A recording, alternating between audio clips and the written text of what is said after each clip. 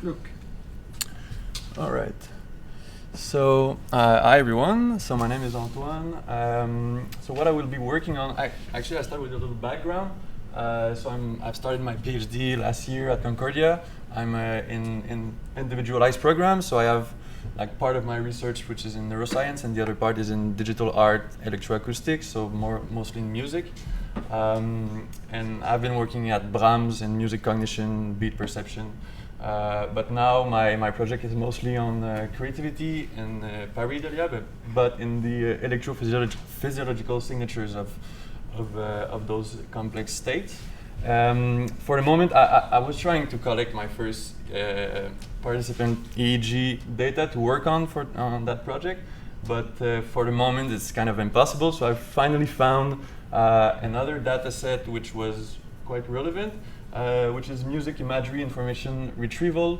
Basically, it's EEG recording of 10 participants listening to different songs for like 15 seconds, and then imagining those same songs for the same amount of time. So I'm kind of still new to Python, so I decided to simply use this EEG data and to build a classical pipeline to better understand what is going on with this data. So first step were the pre-processing, which I've been doing with the help of Jan tutorial. I've been digging into that the last days. So first, loading the data, learn to visualize it, doing the ICA, and then artifact rejection and epoching. And then I have a couple of questions I've been asking myself regarding like these data. First thing is a study of Nosaradan, which was on frequency tagging. So it's mostly like listening to rhythmical stimulation. You can track the BPM of the music in the EEG signals. So for example, if you have a song at 120 BPM, you will find a peak at 2 Hertz, which correspond to the BPM, and then at subharmonics of that same BPM. So the idea is to see if I can find those peaks in that EEG data in the perception condition, and if I find them, then trying to figure out if it's possible to find those peaks in the imaging condition as well. So this is one of the two main goals I've been trying to fix to myself. And then another interesting thing I want to dig in is complexity measures. So there are a couple of studies interested in actually showing fractal properties of music stimuli. So the idea will be to compute fractality measures, for example, Hurst exponent, on the EEG data across all participants for different conditions, and then to compare those Hurst values with the Hurst of the stimuli themselves. So to see if there's a correlation between complexity measures of the stimulation with complexity measures of the brain signals. So then I will learn to do topo maps with those complexity measures, and then if I go until that, trying to do some analysis as well. I'm mostly used to do analysis on behavioral data, so I will need to learn what are the best way to do classical statistical analysis on the EEG data. And so my planning is to have a couple of Jupyter notebooks. First one on pre-processing and epoching of data, then another notebook for the computation of complexity measures. And if there is some interesting result, I think it will worth it to start a draft of a paper if I find something interesting, for sure. But this is still work in progress. So yeah, basically that's pretty it. If you have questions.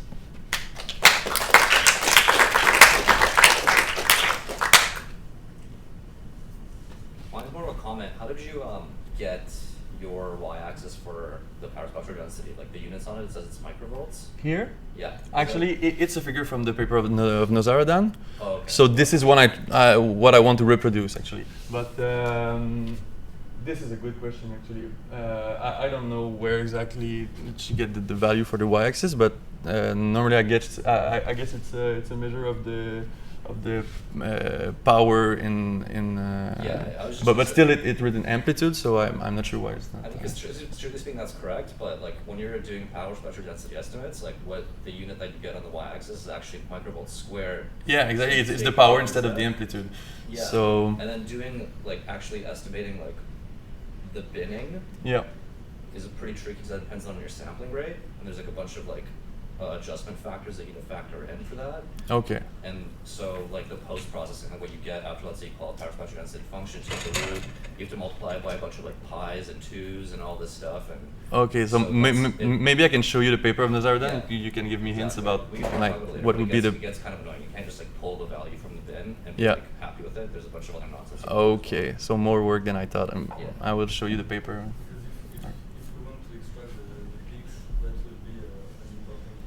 Like if you're trying to extract a realistic value that represents a physical measurement, yes. If you're just trying to get a normalized value that you compare across other conditions, then no. Okay.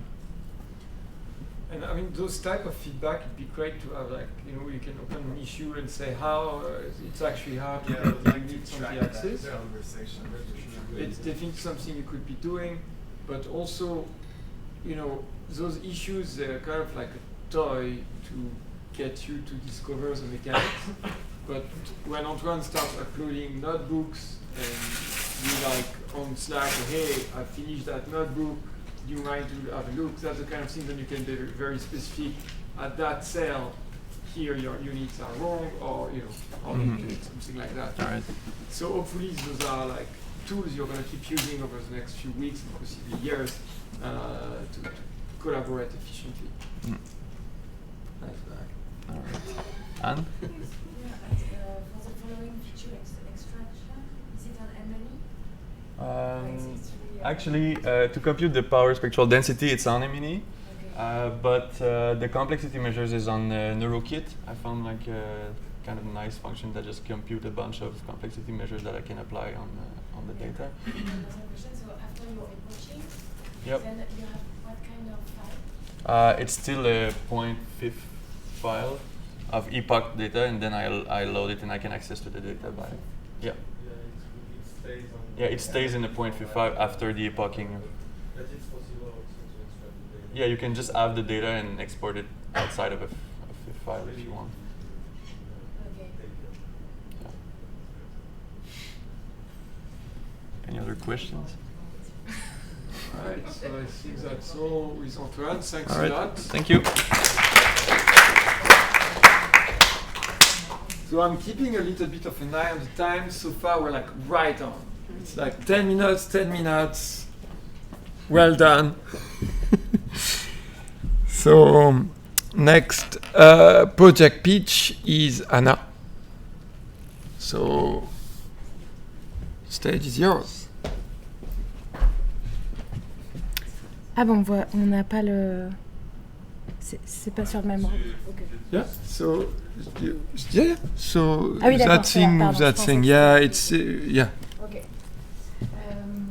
Okay, so I'm in master, and my topic is connectivity on EEG during a task of attention, visual attention. And the purpose of the study is to be able to classify trials when we attend a visual figure or when we don't attend. So it seems kind of simple, but we processed different things. And here I just wanted to show you that we first process actually the connectivity, the connectomes. We extracted the connectomes of all these trials when we attend what you can see, the visual figure on the top right.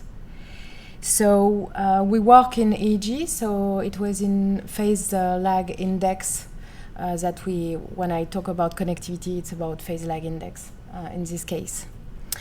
And then we were able to extract with PCA and ICA these 10 connectomes. And you can see on the right part the time course of the power of each connectome depending of each condition. And I wanted to classify the trials on this basis. So what happened? Je sais pas si on va pouvoir. Okay, so what happens when I discuss with colleagues here, and thanks to everybody, actually when we apply WPLI, it's already a statistics on trials. So it means that then when we extract connectomes, everything becomes to be dependent. And so we cannot really apply a classifier on top of that on this kind of data. So I would have to extract some subjects out of the study in my classifier. So I redefined my project, and and so the project now is to make it maybe more simple. As you understand, I'm a kind of beginner in all this world. So first, to have a proper environment to run everything. And then, instead of applying all these different steps until the classifier, maybe just to begin with a simple P3, because attended and unattended trials are really kind of simply separable with a P3 or without a P3. So I would like to make a classifier on a Jupyter notebook based on Août on ERP, based on this.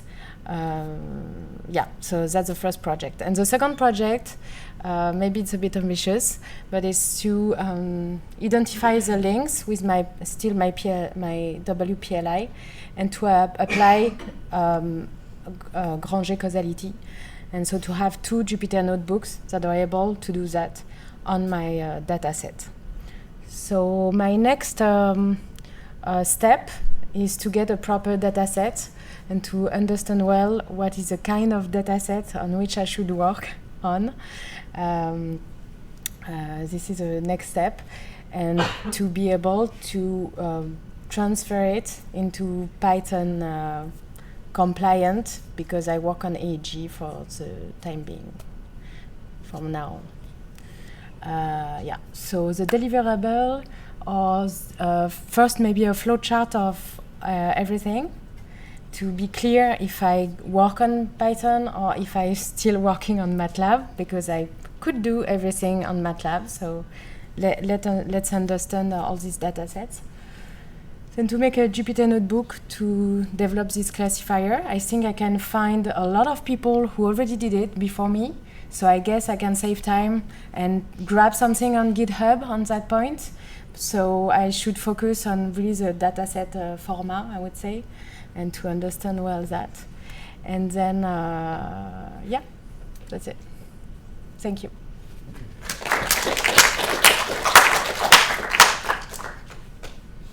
Question, comments? It's not that clear. Really quickly, you said, find a tutorial on GitHub about the classification. So scikit-learn has a little lecture on classifying faces. You have many pictures of the same individual, and then you try to group the pictures of the same individual together using PCA and an SVM. Okay. And I think basically it will work for that. It's just like a different data array as an input. So I can point you at this tutorial, but it will follow all the steps you need to do this. Okay. So it's a matrix. It's an array. It's a data matrix. It's a data matrix. You have annotations of things. And in your case, it will be pictures you remember and pictures you don't remember. Okay. So it should be pretty straightforward. And otherwise, you've got an icon for your to-do list, which means you're very anxious about it. So I'm concerned about your sort of mindset. Oh, it's about the challenges. In France, I don't know if it's known in Quebec. In France, we talk a lot about méthode Coué. It's like when you hate something, you say, I like it. Yeah. I do it all the time. So I suggest you put like a big heart here. Yes. To try to convince yourself it's actually good. It's I don't know if it's going to work. Sure. Okay. Other questions about this? I just have a small question. What's a congé causal? Okay. A small question. Actually, so here, if I come back here. So what we found already is this connectomes or connectivity maps, so we can say. And what is going on is about phase lag index. So it means that actually the theory on which we work, that we have a direction of a communication. So Pascal Fries, I based my work on his works, and it's that the feed-forward information from parietal to frontal is going in gamma band, and it means that in parietal and in frontal, you can record a phase lag in gamma band. And if we look at Granger causality, it means that we look which data set can predict the other data set. So in which direction it's going to go. So the theory says that it will go in feed forward in gamma and back in beta. And we would like, so he found it in IEEG on monkeys and in MEG also. So we would like to find the same thing in EEG. And so Granger causality is to make a directionality of it. Okay. And it's Granger causality, so it's not, it's not that a proof of it's a direction. Okay. I have a quick remark and a small question also. Can you go back to the background file? So you scroll down a little bit. In the challenges, you say that you want to understand what is the added value of running, like for example, machine learning classification based on connectivity data compared to the P3. I think it's not because you might attain better decoding accuracies with the P3 that doing machine learning analysis on the connectivity is uninteresting. I think what you can interpret from this is the feature selection that you will get running the classification, because it might tell you which connectivity links are the more discriminant for this problem, and that gives you somewhat complementary information to the P3. So even if it's not as discriminant as the P3, it might be interesting also. But I would be careful also, because some of the information might be shared between these two approaches. So run it and try to look at what the features, the best features are, and you might still be able to use it. Yes, definitely, yeah. Quick follow-up, Jake in his nylon tutorial he did week 1 talked about feature importance ordering.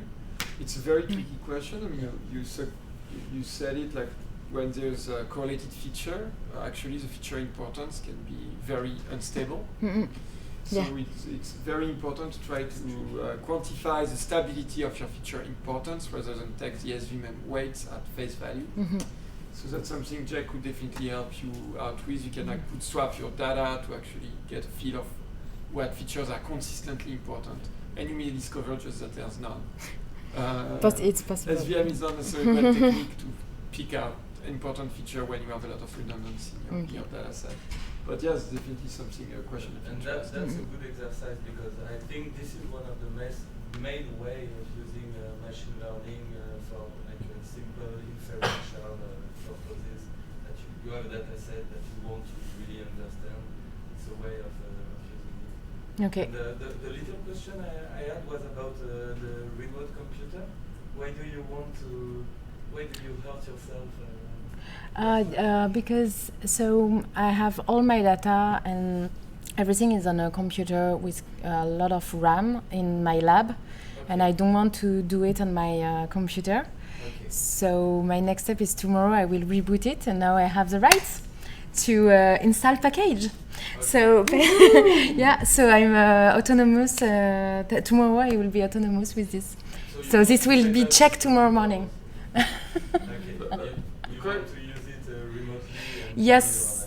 from there. Yes. But that's a great skill to develop. Oh, yeah. Because the truth is like, there's lots of servers and computation resources out there you can use. So learning how to work remotely efficiently is an amazing skill. Yeah. And So- you have different solutions to do that, so you will have to think about how you want to use the remote. Yes, definitely. And I just want to add that whatever happens with these two goals, I learned so many things right now that it's already pretty good. And that's totally the spirit. I mean, ultimately, the school is not about making a project. Making a project is an excuse to learn. Yeah, things. yeah, Just and it's good way to excuse. approach it. Yeah. All right. Okay. So I think we're good Thank for you. the questions. Thanks so Thank much, Anna. And again, right on the money in terms of time. Beautiful. So, Anthony, you're next. Yes. So, that's you. Yeah. Perfect. There we go. Hi everyone. So my name is Anthony Gifuni. So a bit of information about me. I completed my MD. Just sorry, yeah. The microphone. In terms of like, yeah. Okay. Video, sorry All about right. that. So I completed my MD and a master's degree at the University of Montreal. So this is where I first saw Pierre as a researcher, and I regret not having done my master's with him at the time because what I'm doing currently is so close to what you're doing. So I'll present what I'm doing. And so I graduated from my MD and I did my residency, my specialty in psychiatry. And I was in the research track doing neuroimaging, and I started a PhD in neuroscience. And now I'm toward the end, and I'm learning all those tools that I would have wished to learn at the beginning. So it's amazing, and I mean, better late than never. So and it'll be useful for later. So I'm affiliated with at the Douglas with the McGill Group for Suicide Studies. This is the group headed by Gustavo Turecki. It's a group that is heavily that looks at epigenetics, genetic question. So I'm a bit of an outsider there doing neuroimaging, and I sometimes feel alone. So here, the community and like meeting people that can help me along the way, that's absolutely invaluable. So my project, so I'm interested specifically in adolescents. So I heard yesterday Claire speak about a research project, and then there's a lot of overlap, and it's such an important issue. I'm specifically interested in the issue of adolescent suicidality. So we're interested at looking, can neuroimaging help us identify neural basis of suicidal thoughts, and in my particular project with suicidal behaviors, so suicidal attempts. So my sample is made of, we've recruited 96 teenager, and recruiting teenager, convincing them to do a scan, it's a painstaking like process.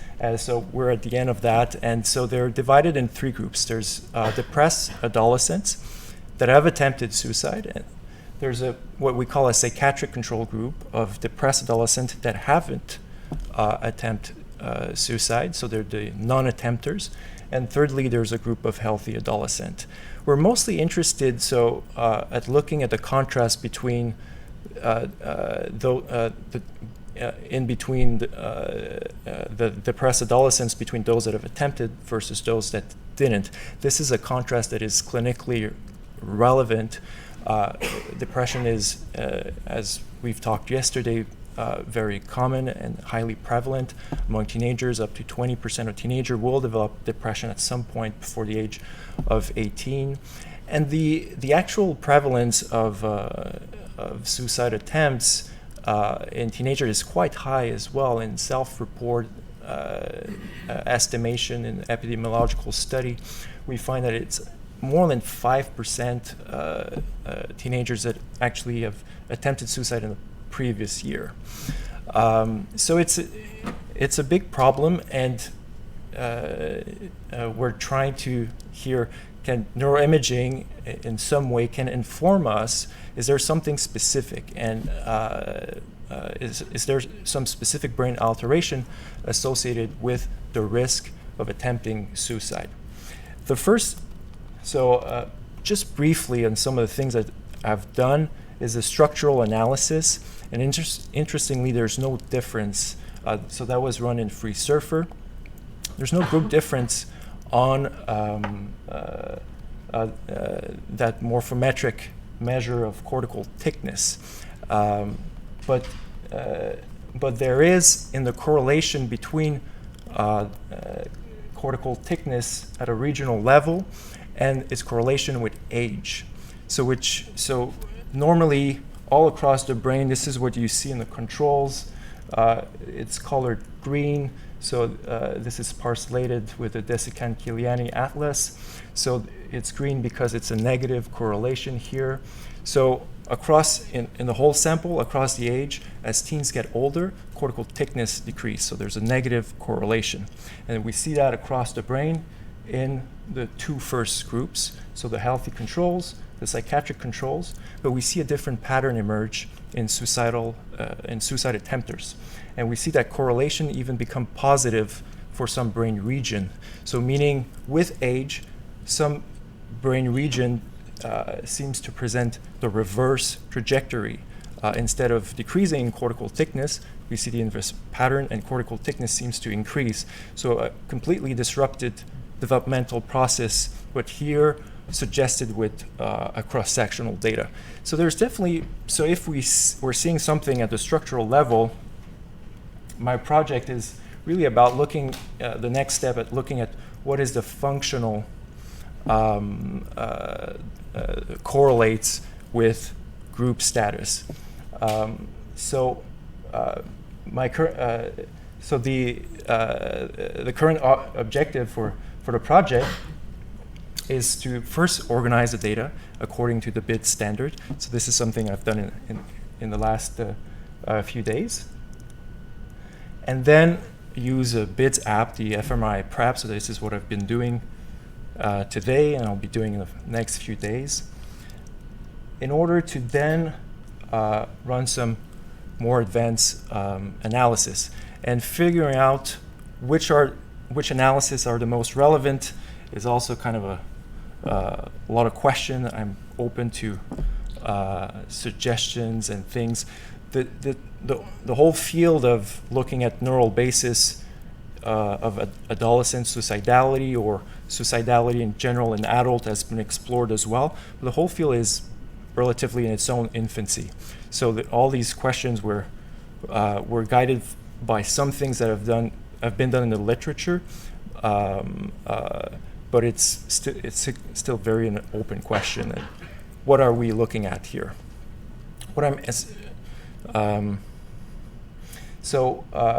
thing, so I had a thought-provoking discussion with Jake regarding some of the tools that are available with NiLearn. So the basic thing to do here is once the whole processing is completed, and there's tons of questions also regarding pre-processing. So once fMRI prep is done, there's also the question of how do you control for confounders such as motion. And fMRI prep gives you all the confound, and now choose which one you'd prefer. So there's other decisions along the way to take. But once this is done, there's a decision of whether to use machine learning tools to have some kind of a more kind of predictive model.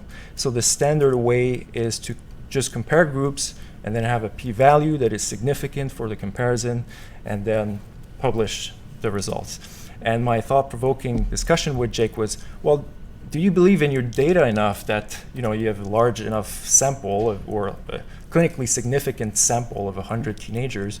Is there enough predictivity in the features that you'll draw from neuroimaging that you could have some accuracy in the model that you come up? So it's a very interesting question, and I think if we draw some interesting features in functional connectivity, or we combine it with other features, for instance, that first feature that I presented at the structural level, combined with some of the feature at the functional level, perhaps we can come with a model with some predictivity, and obviously we have to plan carefully not to burn data, so have a test sample, and once we seem to have a good model, then test it with that test group. So in terms of deliverables, so it's kind of very large, but I want to come up with something that is kind of nice and tightly wrapped, and so come up with, am I able to do some of those analysis at first at a single participant? So I want to produce a Jupyter notebook that I can put on my GitHub repo, my personal one. So that's all new using GitHub, so just that is very, very stimulating. So doing it at the participant level, and then doing it at the group level. And if I have time, but this is, I'm not sure I'll be able to get to the point of group comparison. But if I'm able already to do that and use those tools and produce a Jupyter notebook that extract connectivity matrix and classify them with in terms of their system, which networks, so the canonical networks within the brain, and looking at the connectivity between those networks. So that would be a huge achievement. So that kind of present a bit what I'm aiming for. This is a recent paper published in Adult in depression, but looking at the connectivity between these canonical large-scale networks, and that produce a nice heat map that you can represent here in terms of connectivity between the nodes. So if I'm able to produce that at the single level, produce a Jupyter notebook that leads to that, and have also a group average for one group, this is what I'm aiming for. It's a bit of where am I, my current to-do list, so it's a work in progress. So.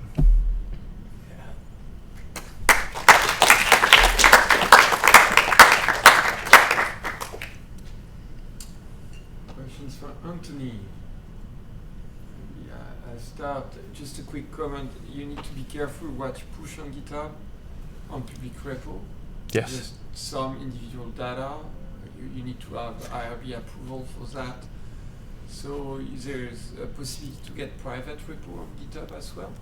Yes. And Yeah. also maybe avoid to put some like raw data on there. Anywhere Git is really bad for holding data. So you be mindful of what exactly you're putting on. Yeah, I was thinking of using a publicly available data set and working with that. And this is what I would be published on my public repo. Maybe have a private one for my own data set. And so that was my other comment, is that pre-processing can be extremely long and painful, depending on how clean your data is in the first place or well organized it is. And it would be a shame for you to spend 2 weeks struggling with bugs in Compute Canada and doing quality control. So maybe you want to, like Jake's notebook he presented in week 1, as this beautiful, fully preprocessed data set with young and old. yeah, Isabelle was part of preparing the data set. Mm-hmm. And you could do all of that with that data set. And you've already all the code to like download it and access the data. It's part of the tutorial. And actually do some of the things you want to do here. Yeah. So you could definitely try to do that in parallel with preparing the data. And one last one is like, I don't know if you can use that particular type of analysis with NILEARN. This is sort of connectome-wise statistics. So the MATLAB toolbox does that, the brain connectivity toolbox, which has a method which is called network-based statistics to do that. I personally have lots of issues with that approach, but it's a dominant one in the field. Yeah. I don't see there's that available in NILEARN. You can do the machine learning. What you could do is seed-based analysis with nice stats. So take a seed in one of those networks, do a voxel-based connectivity maps, and do contrast between the groups. Okay. So there is a Python port of the brain connectivity toolbox. So you can get, it's called ECTPY, and it's exactly the brain connectivity toolbox, but it's all in Python. Okay. There's also a couple other toolboxes related to it that have come out that are Python specific, like BrainCon. So if you want to do what's available in MATLAB, it's totally possible in Python as well. But yeah. Just I'm not sure it's a really great idea, actually. Yeah, In any it's case. possible. And we can discuss more about that. But for the machine learning, I mean, your sample size is really small. It is. There's a great paper by Gail Varocco showing the sort of confidence interval and accuracy as a function of sample size, and 30 per group, I'm afraid, is not cutting it. You will need to pull your data with other groups to get roughly 100 per group before you can really derive like results you could trust. Mm-hmm. It's kind of unfortunate, but it's those confidence intervals, they are very well understood, Yeah. and they're big.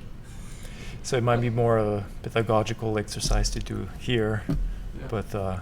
I had a question concerning more the project in general. Yes. I saw you had a great deal of brain data, but do you also include like auto reports and questionnaires? Do you integrate phenomenological data? So yeah, there's it's hours of evaluations at baseline, and there's also follow-ups that are incorporated in the project, Okay, and so they're you have, like verbatims and like that? we don't have verbatim, but we have like standardized psychiatric evaluation, questionnaires, and neuropsychological evaluations. Okay. All these yield other things you might want to correlate, and so yeah. The important point is that there's longitudinal follow-ups, especially with an issue with such as suicide attempt. The rate of occurrence is quite high, so it'll be interesting to look at. Without suicidal attempt group? And those that haven't attempted at baseline, yeah, they're followed, and it's not that high. But a lot of these adolescent, I don't have the exact number, but there are multiple attempters. Okay. Maybe 30 or 40% of the sample.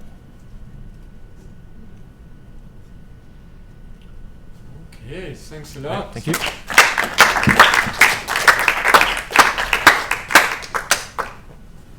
Okay, so we've been a tiny bit longer, but that's fine because we had scheduled too much time. So it was built in, like I knew that some projects will require more discussion, so we're still doing very well. So we are now moving to Isabelle, and we'll finish with Marcel.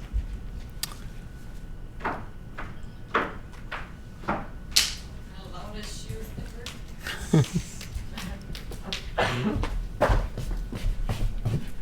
Okay. Okay. Oh, it's not the same. Oh, okay, cool. Yeah, so I was wondering, like, this is not the same thing I can see here. Okay, so I'm Isabelle. I'm a PhD student in forensic psychology. And basically what I do in my thesis is that I'm looking at different neural markers of offending across different metrics of resting state activity. So I'm looking at functional connectivity, just like neural activity and power spectra. But I couldn't use my data for BrainHack school because of ethics issues. We've been in a war with ethics for the last few weeks, so yeah. So one thing I'm interested in doing in my thesis is seeing if we can use those neural markers of offending to predict recidivism, so future crimes. The goal not doing like a minority report thing, the goal being to see who would be in need of the most intervention, basically.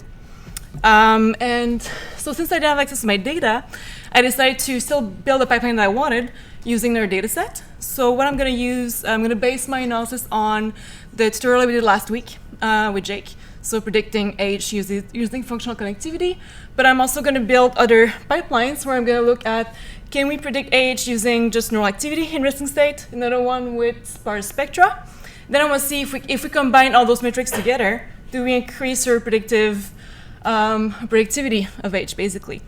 Then I want to compare those models to see which one is the best. Basically, that's what I want to try to do.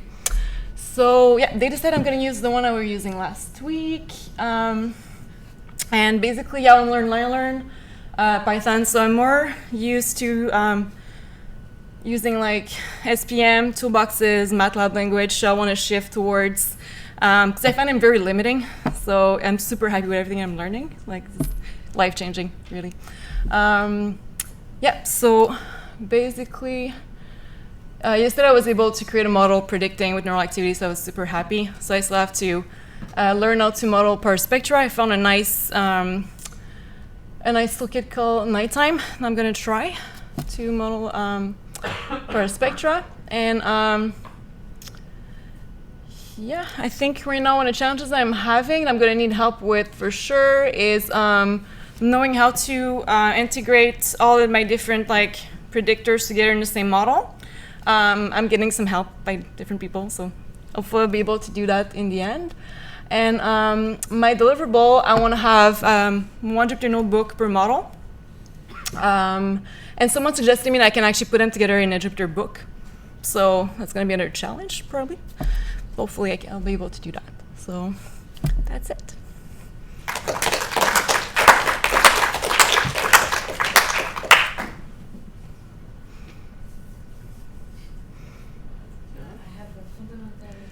About the recidivist. So literature you work on says that there is a neurobiological marker of it. So there's some research now, like more research being done on that subject. It's kind of new field called NeuroLab that just like started in the last years. The idea being that like we know there's some markers of antisocial behavior, violent behavior, psychopathy. There's also some indication, there's some markers also of like who's most likely to recidivate. There's some work that's been done already. However, it's been using some very precise, like neural activity in one precise region with one precise context. And I want to see if we can actually extend it to more larger description of neural activity if we want. That's why I'm using resting state and different metrics. Because I find it very restrictive to only look at one part of the brain for that. And there's for sure way more functions are involved and way more like disruptions that would be associated with that. I'm really curious, what are the ethical challenges that you are facing with the community? Because that might not be funny. Oh no, the issue is that our data is hosted in New Mexico. Where data was collected, and they decided 2 weeks ago they were kicking out all international collaborators. So they basically said you have to take your data and take it with you to Canada, basically. But they did not talk to the ethics committee that is there. So ethics said like, no, you can't just like take the data wherever. Like it doesn't work like that. So we're right now just trying to figure out how we're going to import our data here and what we're going to be able to do. It's that stupid. Thank you. Maybe you're going to go to New Mexico for a while. That's what my supervisor said. I might have to go to New Mexico for a while. I think Jack has spent some time in Netherlands for that exact reason. Yay! I mean, I can go like on a Breaking Bad tour or something. Right. So I'm just curious more about the data. So is it the same? So is this kind of Keel's data then? No, it's not. No, but like he also has his data there. Yeah. So what's your sample size like? I suppose both for this one where you're doing age and for your own study. The one for age I think is 155, and the one I have is actually about the same one. It's like same size, 151 I think. Not the biggest data set. It's kind of more a proof principle thing. But right now there's a group called the Enigma Group. They're collecting a lot of data sets using different antisocial individuals. So eventually, in like a year or two, I think it's going to be available. So I'll be able to use that. So Isabelle, can you I mean, I think you presented yourself on the introduction channel, but could you restate quickly your background? Yeah, sure. So I have a master's in psychology from University of Montreal, and currently I'm doing my PhD in forensic psychology at Ontario Tech University, so another province. And yeah, I think that's about it. So what I see from your list of questions, some of them are very important, and we have not discussed. So maybe like it will be important next week to try to make some breakout cross-validation. Yeah. There's lots of options, and they have actually very sort of profound implication how to interpret your accuracy measures and specificity and such. So those things would be really like maybe try to be proactive in organizing little groups and try, not to solve them just on your own. But other thing we could have like little tutorial, discuss the pros and cons. There's again a good Varroco paper on leave one out cross-validation versus tenfold. I got my own opinions on that question. So there's yeah, that would be very interesting. Yeah. Is it about a number of folds, of k-folds, or is it what is the problem of choosing? Is it a number? So you've got basically two extremes. One which is I train and I test on the same data set because that's what I'm going to do. And it is actually something perfectly legitimate when your N is 10 millions. The other extreme is kind of to leave one out. I'm going to use as much data as I can on training and then have just one for my testing, and then I'm going to iterate. And in between you can some like split half or tenfold or so threefold. And they have pros and cons, but they actually don't really estimate the same thing. They all estimate some kind of out of sample generalization, but they don't have the same meaning fundamentally. So we can discuss that more in breakout. And other things in there, like there's a dimension reduction is also there are very different philosophies. So so many questions, so many things to consider. But I think lots of different people will be interested in that. So hopefully we can get more tutorials that fit your interest next week. All right. So thanks a lot.